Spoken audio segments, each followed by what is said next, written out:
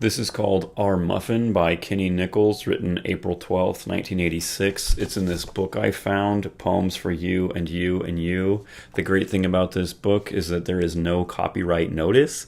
And so I assume it's not a problem for me to just record myself reading poetry and putting it on the internet here and spreading it, because there's no copyright notice, because I am not the type to violate copyrights. I wish I could, because there's some great copyrighted poetry that I would love to read to you, but that's kind of illegal, I think.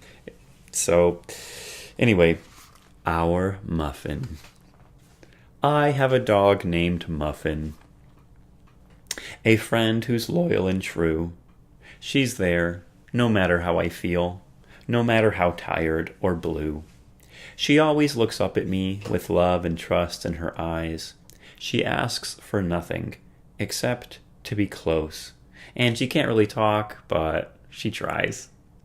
She likes to have her tummy scratched, and she doesn't like to be tied. She loves to go swimming in the creek, but she hates to be bathed inside. She follows me to the kitchen, or when I'm hanging clothes out to dry. When I make the bed or mow the yard, she's right there, willing to try. On cold winter mornings after her run, she likes to jump up on my lap. She curls up there to warm her feet and stays there to take a nap. She is always close beside me. My trials and my troubles she'll share. Anywhere I go, anything I do, I know she will always be near. And when our muffin's time is here, I'll miss her. But I'll know she's in a very special place where only good dogs go.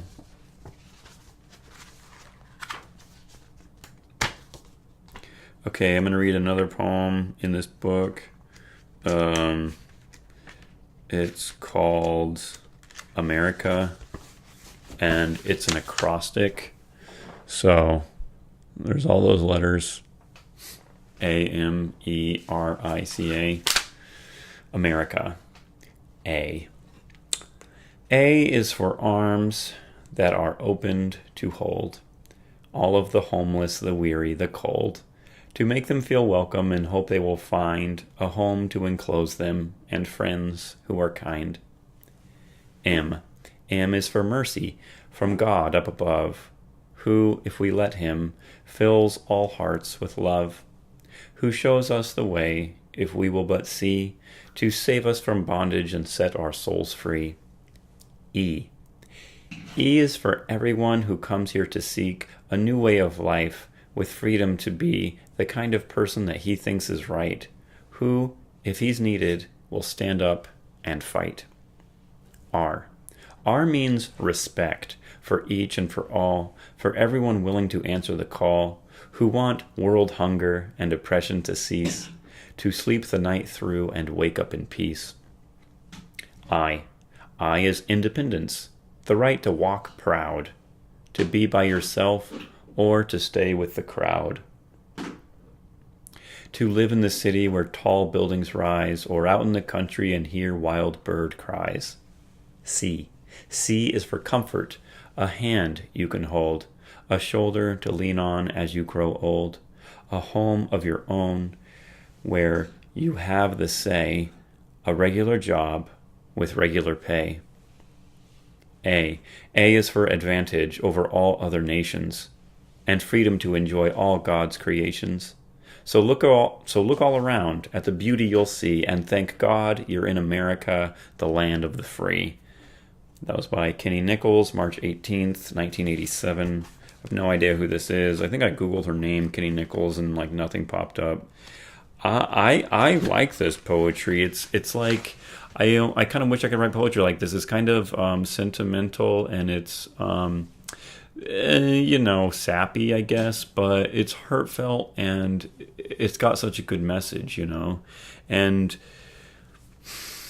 a lot of times I think when the message is good and the subject matter is positive, even if the poem itself isn't written that well. Okay, I would rather read a wholesome, great poem with a good message and a good tone that's not written as well than like a really technically brilliant poem that's kind of like negative and trashy and highfalutin or something, you know? I mean, all right, so here's another one called Jesus, May I Talk With You. So far we've read a poem about her pet dog and one about America. Now this one's about Jesus. Again, as far as I am concerned, this is excellent subject matter. Jesus, may I talk with you. Hey, if you hear, once again, this is my baby. He's 10 months old. He might make some noise. He's definitely happy right now down there playing around. All right. Jesus, may I talk with you? Jesus, may I talk with you? I heard my father say. I need your help and wisdom through all of my trials each day. To feed and care for my family seems more than I can do, but I know some way I'll make it. If you'll let me talk with you. If you'll just let me hold your hand when my burdens are too heavy to bear, I know I'll do the things I should to protect them all through the year. Jesus, may I talk with you? My mother would start out each day. My husband needs me by his side, holding his hand, come what may. My children need my faith and support, my understanding and love. I know I'll raise them as I should, if you will send help from above. Jesus, may I talk with you? I asked on that wonderful morn, when my life was changed forever, the day that my daughter was born. Would you make me worthy of this child and show me the way I should live, so I can raise her, strong and proud and sure in the love that you give? Jesus, may I talk with you? I heard my little girl pray. I want to thank you for the love my family gives me each day. They give me toys to play with and hold me to keep me warm. And Mama says that with your help, they can always keep me from harm. And now my final prayer is this. May each of us be there to say, I'm sorry, I should have changed voices. And now my final prayer is this. May each of you be there to say, Jesus, may I talk with you when we reach that great judgment day.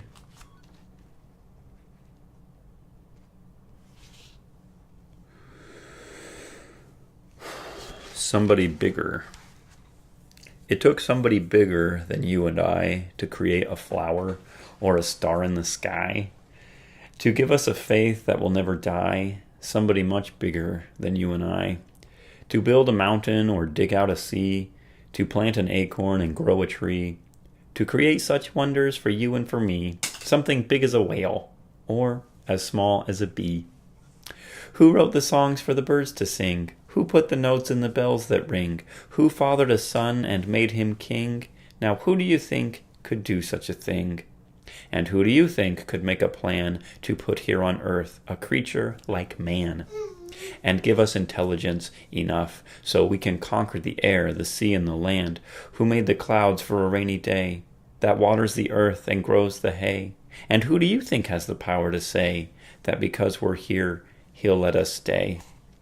And who lets me know when I'm feeling blue that loving him is all I must do? Then I can start out each day brand new. It's someone far bigger than me or you. It's somebody filled with love for us all, who raises us up each time we fall, who starts us again each time we stall, and answers our prayer whenever we call. It's someone who loves us in spite of our sins, who makes us welcome again and again. Whatever we do or wherever we've been, he opens the door and beckons us in. That was written, or well, the date here in the book. On the bottom of every poem, it says like Kinni, Nichols, December 30th, 1986. So wherever you are, Kinni Nichols, if you're still alive, thank you for writing these poems. I am enjoying them today. It's kind of like a message in a bottle. He probably, maybe you thought no one was ever going to read them again. I don't know. But I'm getting some enjoyment out of them. I read this whole book. Well, it's a short little chat book someone put together. Self-published, I'm sure is what it is. So here's another one. It's really sweet. It's about a nurse, and it's called A Nurse. A nurse must have a cooling hand to lay on a fevered brow. When someone wants her expert touch, she must be there, not later, but now. She must know how to take a pulse, to administer all pills. She must be wise and all-knowing, with each and everyone's ills. She'll help someone with a bedpan, or change a baby's nappy. It matters not your illness, she'll try hard to make you happy.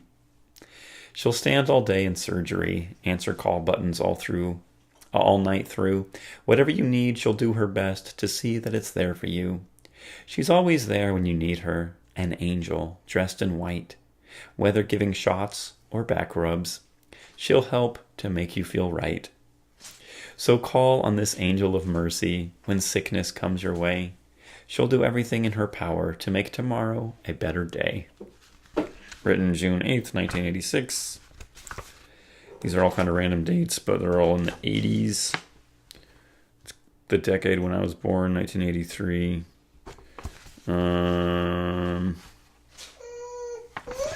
This one is about, I think, construction workers or something.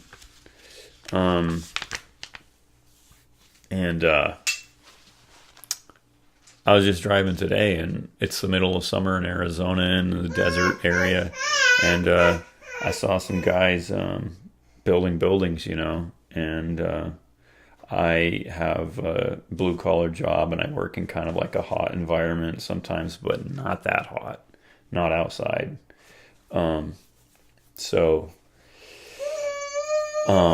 It's nice to hear poems that acknowledge, just a good hard days of work, and this one's called, I'm sorry, my baby is kind of interrupting.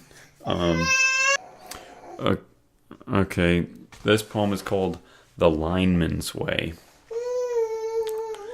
He climbs the high poles in the sleet and the rain, in the howling wind and the snow, with nothing but the sky high above him and the ground many, many feet below. He's called out in the worst kind of weather, while others stay home, snug and warm. It's his job.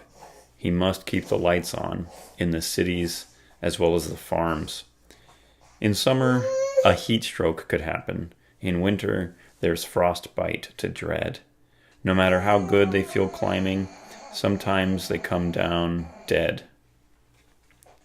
He straps on his hooks and fastens his belt, and up the pole he goes.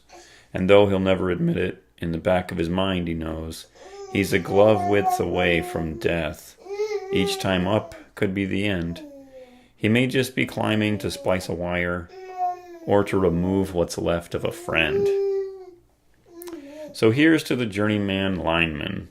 They do their jobs, come what may, and if today their time has come, they'll go out the lineman's way.